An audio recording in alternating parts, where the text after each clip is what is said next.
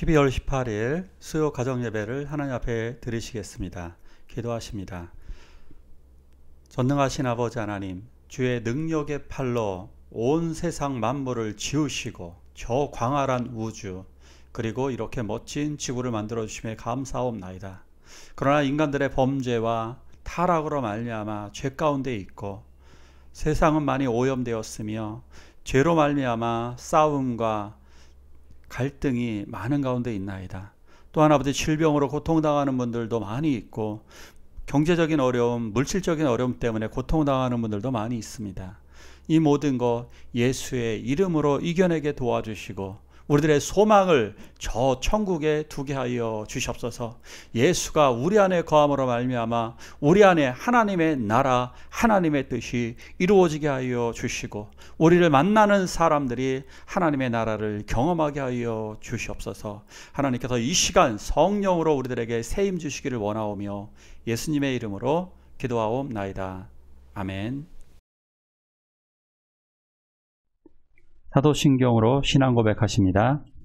전능하사 천지를 만드신 하나님 아버지를 내가 믿사오며 그 외아들 우리 주 예수 그리스도를 믿사오니 이는 성령으로 잉태하사 동정녀 마리아에게 나시고 본디오 빌라도에게 고난을 받으사 십자가에 못 박혀 죽으시고 장사한 지 사흘 만에 죽은 자 가운데서 다시 살아나시며 하늘에 오르사 전능하신 하나님 우편에 앉아 계시다가 저리로서 산 자와 죽은 자를 심판하러 오시리라. 성령을 믿사오며 거룩한 공예와 성도가 서로 교통하는 것과 죄를 사하여 주시는 것과 몸이 다시 사는 것과 영원히 사는 것을 믿사옵나이다. 아멘.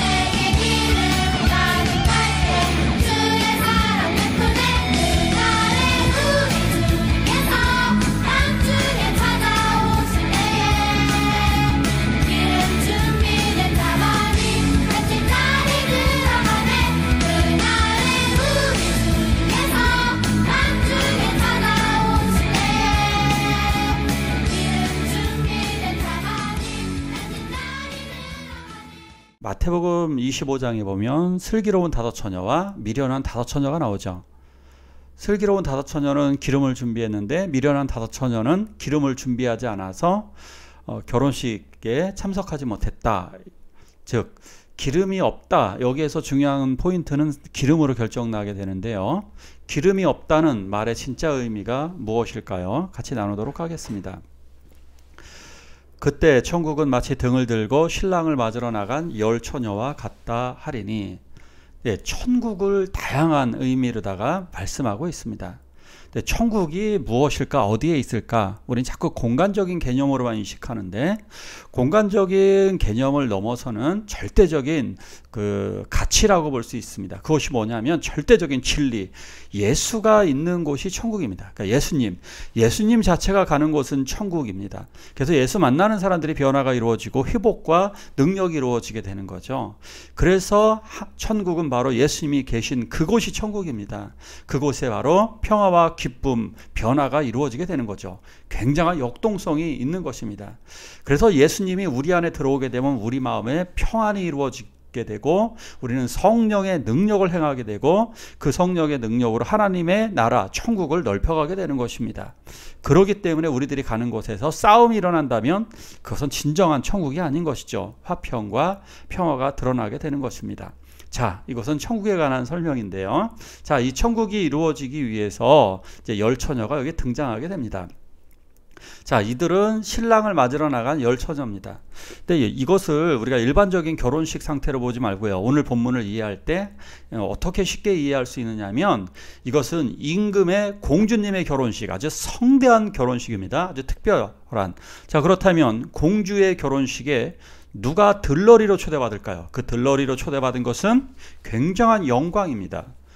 그런데 그렇다면 여기 초대받은 신부들이 해야 될 것은, 자, 신랑을, 결혼식이 진행이 되어지면 이제 신랑이 신부를 데려오게 되는데요. 데리러 올 때 그 신랑을 데려오는 역할을 하는 아주 귀중한 임무를 감당하게 됩니다. 자, 아주 이 중요한 일을 행하기 위해서는 고대 시대에는 밤길이 너무너무 어둡습니다. 그래서 그 길을 밝히기 위하여, 신랑이 오는 길을 밝히기 위해서 등불을 들고 가야만 합니다. 그래서 신랑을 맞으러 나아가게 되는 거죠. 본인이 갈 때도 등불이 필요하고 그리고 신랑을 데려올 때도 이 등불이 필요한 것입니다. 자, 이 등불 이런 거죠. 여기에 기름, 여기서 요 안에 들어가는 기름의 양은 굉장히 작습니다. 이것은 뭐 길어봤자 1시간, 2시간 정도면 꺼지게 될 것입니다. 자, 그렇다면 반드시 필수적으로 이 손에 들고 있는 이 기름 주머니, 그러니까 기름통을 준비를 해야만 하는 것입니다. 이건 너무나 당연한 겁니다. 만약에 이 등불을 준비하지 않잖아요? 그러면 그 사람이 강도인지 불청객인지 알 수가 없습니다. 중요한 건 신부들은 꼭 등불을 준비해야만 하는 겁니다. 그래서 자기 신분을 밝히게 되는 거죠. 그 중에 5은 미련하고 5은 슬기 있는지라, 미련한 자들은 등을 가지되 기름을 가지지 아니하고. 자, 미련한 사람, 이 원어로다가는 그 헬라어는 모라이, 그래서 이건 뭐냐면 우둔한, 얼빠진 이런 뜻입니다. 얼빠진 여자들, 기름을 준비하지 않았습니다. 이거 정말 멍청한 짓입니다. 예를 들어서 어떤 때 일하러 갈 때 이런 일이 있었는데요. 페인트 칠을 하러 간 적이 있었는데, 페인트 칠을 하러 가는데 페인트를 안 가지고 갔습니다. 어떻게 하라는 얘기입니까? 겨울철에 운전을 했는데요. 굉장히 그 산을 넘어가고 있었어요. 강원도 저 아래쪽. 거기 주유소가 전혀 없었습니다. 그런데 기름이 떨어져 가고 있었습니다. 겨울철. 공포죠? 기름이 떨어지고 그리고 얼어 죽을지도 모르는, 아무것도 없는. 자, 이것은 정말 어리석은, 멍청하다. 이거 당연한 거, 이건 너무나 당연한 겁니다. 지금의 개념으로 이해하시면 안 되겠습니다. 그러니까 해외여행, 먼 여행을 가는데 아무것도 없이 돈도 안 가지고 갔다, 뭐 이런 거하고 거의 비슷한 거죠. 돈도 없고 여권도 없는 뭐 이런 거하고 정말 비슷한 겁니다. 자, 근데 5명은 슬기롭게도 기름을 준비했습니다. 자, 그렇다면 기름이 굉장히 중요한 가치로 여기 등장하게 되는데요. 자, 등, 불빛, 이것은 우리들의 생활입니다. 신앙생활이라고 말할 수 있습니다. 이 불빛은. 그래서 빛과 소금, 빛의 역할을 감당하는 겁니다. 자, 우리의 신앙생활을 밝히기 위해서는 그럼 어떻게 해야 되느냐? 이 신앙생활 불빛을 밝히기 위해서는 나 스스로 타는 것이 아니라 나를 태우는 것은 바로 기름입니다. 기름이 주어져서 심지의 역할을 하는 것을 통해서 같이 태워지게 됩니다. 즉, 이 기름은 성령의 기름 부음을 의미하는 겁니다. 성령의 내주하심. 그래서 성령이 거듭나게 하시고 성령의 인도함을 받고 성령의 뜻대로 따르게 되는 겁니다. 그래서 로마서 8장에 이렇게 나오죠. 무릇 하나님의 영으로 인도함을 받는 그들은 곧 하나님의 아들이라. 예, 우리는 성령의 인도함을 받습니다. 그래서 성령에 따라 행하게 될 때에 우리들은 불발킬 수가 있는 겁니다. 성령이 없는 사역은 하나님의 사역이 아닙니다. 그러하기 때문에 우리들은 하나님의 사역을 한다는 것은 성령으로 사역을 해야만 하는 것. 그 속에서 성령의 능력이 드러나게 되고 성령의 인격이 드러나서 예수님의 사역이 드러나게 되는 것입니다. 자, 그런데 재림이 늦어졌습니다. 지금 시간적으로 좀 늦어지고 있습니다. 이게 본문 말씀에 보면 왜 늦어질까? 그 뜻은 한 명이라도 더 구원하시기 위한 거죠. 한 명이라도 더 구원하시기 위하여서 재림은 늦어지고 또한 하나님의 뜻을 이루는 그 하나님의 시간이 있을 것입니다. 자, 그런데 한밤중에 큰 소리가 났습니다. 보라, 신랑이로다, 맞으러 나오라. 이렇게 소리가 들렸습니다. 이것은 지금으로 본다면 천사의 외침입니다. 자, 예고도 없이 이제 차가운 공기를 가르는 큰 호령 소리가 들립니다. 신랑이 오니까 맞으러 나오라는 것입니다. 드디어 성대한 임금의 딸 공주의 결혼식이 시작되었습니다. 이것은 어리석은 처녀들에게는 공포의 소리였습니다. 출애굽 사건 때도 밤에, 유월절 밤에 뒤돌아볼 여유 없이 가야만 합니다. 롯의 가족처럼 지금 당장 나가야 됩니다. 근데 어리석은 사람들은 뒤를 돌아다보는 거죠. 성령이 없기 때문입니다. 성령이 없는 사람들은 이 세상 것에 관심을 두게 됩니다. 그러나 슬기로운 처녀들은 일사불란하게 몸을 가지런히 준비하고 등불을 치켜 들고 앞으로 나아갑니다. 그렇지만 어리석은 처녀들은 당혹스러웠습니다. 왜냐하면 이렇게 불이 꺼져가고 있고 이미 꺼진 사람들도 있었고 불이 꺼져가고 있었기 때문입니다. 같이 한번 말씀을 읽을까요? 미련한 자들이 슬기 있는 자들에게 이르되 우리 등불이 꺼져가니 너희 기름을 좀 나눠달라 하거늘 그들이 사러 간 사이에 신랑이 오므로 준비하였던 자들은 함께 혼인잔치에 들어가고 문은 닫힌지라. 기름이 꺼져가는 그때에 기름을 나눠달라고 합니다. 그러나 이것은 나눠줄 수가 없는 것입니다. 왜냐하면 한 개의 심장을 나눌 수 없는 것처럼 우리가 받은 그 성령을 나눌 수가 없는 것입니다. 하나님은 개인에게 딱 맞는 맞춤형 성령을 주셨습니다. 성령은 인격적으로 각 사람에게 역사하고 있습니다. 이 여자들이 결국 성령이 없기 때문에 남의 성령을 빌릴 수 없는 것입니다.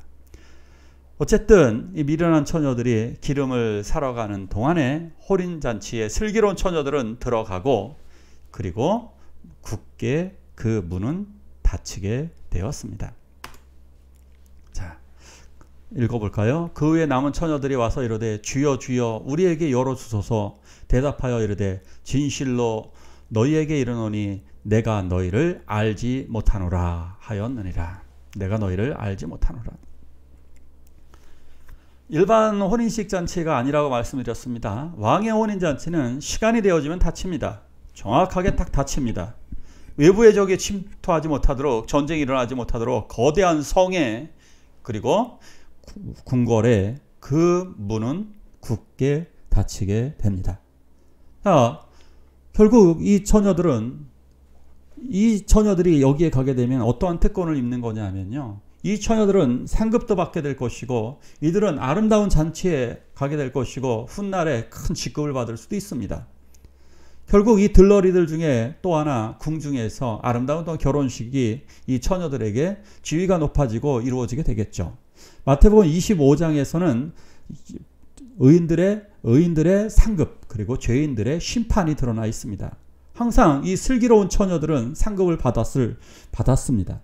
결국 이 처녀들도 상급을 받고 아름다운 혼인잔치에서 또 왕자가 있다면 왕자와 결혼하는 놀라운 특권을 이 처녀들도 얻을 수 있었는데 이들은 결국 자기들의 직급 그 귀중한 직분을 감당해내지 못함으로 슬피 울면서 정말 이렇게 두려움 속에 떨면서 사라져갈 수밖에 없었습니다.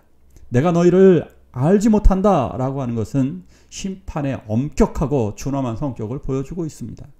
그렇기 때문에 이 말은 하나님과 상관없는 아까 얘기한 성령이 없는 자기 멋대로의 사역을 한 것에 불과한 겁니다. 신앙생활할 때 그런 게 있죠. 하나님의 뜻을 조심스럽게 헤아리면서 성령의 인도함을 받는 사람이 있는 반면에 자기 성질, 자기 기분, 자기 기준에 따라 신앙생활을 하는 사람들이 있습니다. 이렇게 되면 버림당하게 되는 것입니다. 저도 친구의 결혼식에 제가 사회를 봤는데요. 그때 차가 너무 막혀서 늦게 간 적이 있습니다. 그래서 사회를 보지 못하고 다른 친구와 사회를 봤습니다. 어떤 일이 벌어졌을까요? 예, 저는 그 친구와 관계가 끊어졌습니다. 저의 잘못 때문이었습니다. 예, 이거하고 정말 비슷한 것 같아요. 어쨌든 고대 시대에는 문이 닫았던 이유는 팔레스타인에서는 그 지역에서 근동 지방에서는 손님들의 안전을 위해서 어쨌든 문을 굳게 닫아 놓습니다. 결국 슬기로운 처녀들은 아름다운 영광을 얻게 되고 그리고 어리석은 처녀들은 버림당하게 되고 말았습니다. 영광스러운 이 귀중한 직분을 이들은 잃어버리고 말았던 것입니다. 어리석은 처녀들은 기름이 없다는 것, 결국 성령에 의지하지 않고 성령이 없는 상태, 인도하심이 없는 하나님과의 교제가 없는 상태에서 그들은 그 행위, 불을 밝히지 못하였습니다. 빛과 소금으로서의 사명을 감당해낼 수가 없게 되는 것입니다. 결국 그들은 어둠 속으로 사라지고 말았습니다. 우리 함께 기도하길 원합니다. 성령이여, 내가 불 밝힐 수 있도록 나에게 충만한 성령을 부어달라고 함께 기도하시겠습니다.